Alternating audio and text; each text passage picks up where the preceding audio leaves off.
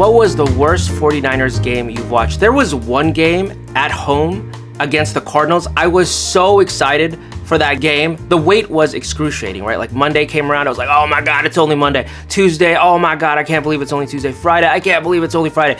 I wake up on Sunday morning, I cannot wait. The clock, I'm looking at the clock like, come on, move, get to 1 p.m. And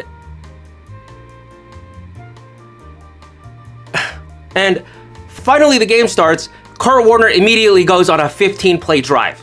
There were like some penalties, like 3rd and 10, you finally stop him, you're walking off the field. Oh, there's a flag. And I believe they held the ball for the entire first quarter. I don't even know if that's possible, but that is my recollection, is they held the ball for the entire first quarter, score a touchdown. I was like, okay, well, the 49ers are gonna get the ball back. We'll see what happens. 3 and out, 3 and out, punt. Kurt Warner goes on another 12-play drive. He burns another 8 minutes, and the 49ers barely touch the ball the entire first half. I was like, okay, that was freaking terrible. But you know what? The game is still within reach. Who knows? If we come out firing in the third quarter, we can really make a game of this. Of course, same goddamn thing happens. Kurt Warner goes on these ridiculously long drives. He gets bailed out by penalties, and the 49ers can't string together any first downs. I don't know if I'm exaggerating it in my mind, but from what I can recall, the Cardinals had the ball for like 45 minutes to the 49ers 15. So that is up there for one of the worst 49ers game I've ever seen. But of course, the worst 49ers game I've ever seen was the Baltimore loss in the Super Bowl. Because if we had just gotten off to a better start, we could have won. If we didn't have so many penalties, we could have won. I don't know why the play calls were taking so long. The ball that sailed over Randy Moss's extended hand, it feels like he could have tried harder on that play. And then, of course, the 4 downs near the goal line was brutal as well. And the worst of all for me, was the NFC Championship game in Seattle. I believe that's the game Navarro Bowman got injured.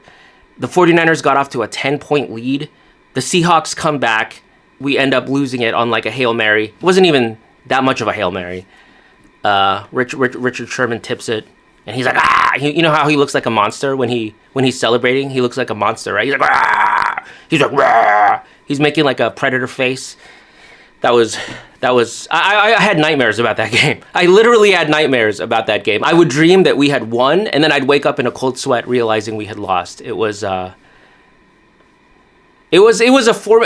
were formative experiences in my life, okay? I am the emotionally stunted person you see today because of those games and getting dumped by homeschooled Christian ex-girlfriend. I mean, she had good reason to dump me, but that was very hurtful. Getting dumped by homeschooled Christian ex-girlfriend. I pined for her for years, dude. I pined for her for years. I dreamed about her. I wrote her poetry. I left her voicemails. I honestly, I would be pining for her to this day had she not gotten close to 30. You know what I mean? Once she got close to 30, I was like, okay, forget it. Never mind. I don't know, something about her turning 30 like turned off a switch in my brain. I was like, well, I don't have to worry about that anymore. My brain was like, ew, 30? What? But I did love her. And after that, and the 49ers game, I've become like totally emotionally detached. I only get attached to like dogs because they have no choice but to love you. We can have it all.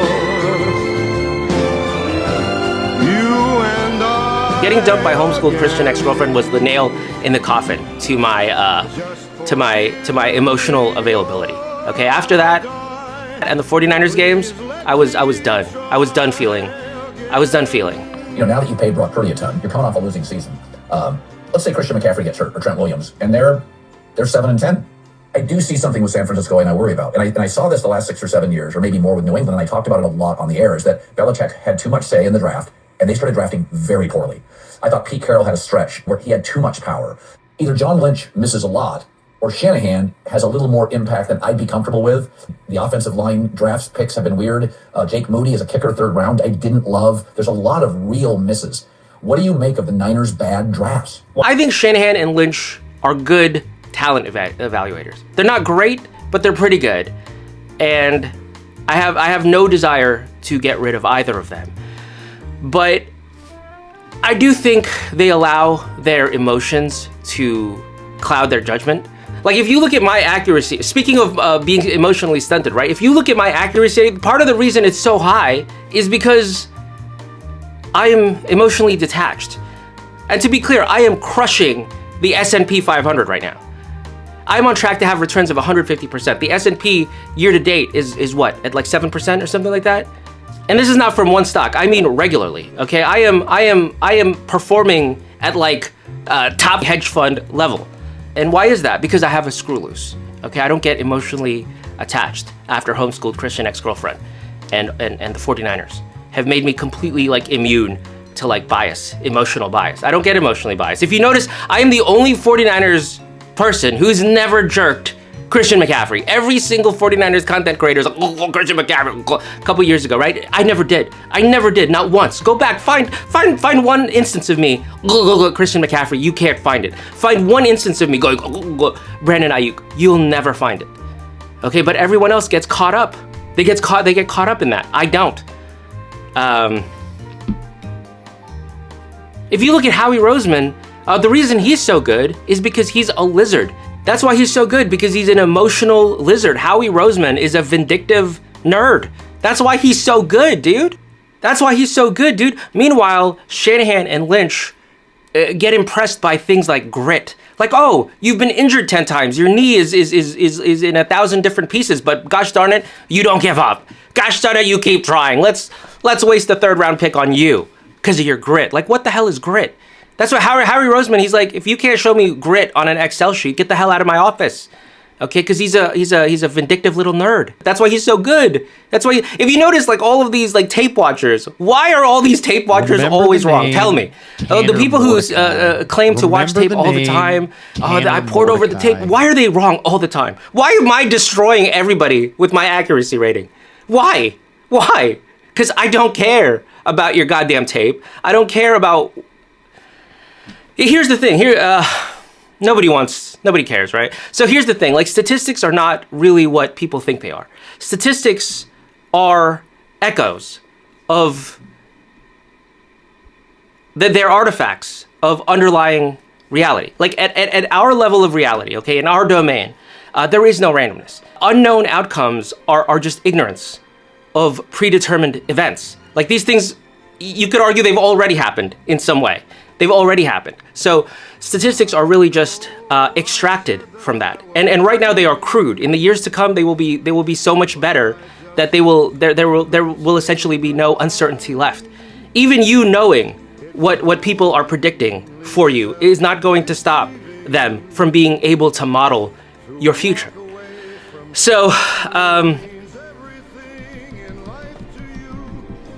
all I know is if homeschooled Christian ex-girlfriend stayed 25 forever, I would not be absolutely crushing the S&P 500 right now.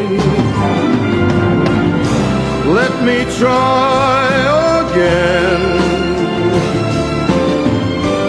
Let me try again. Think of all we had before. Let me try once more. We can have it all. You and I again.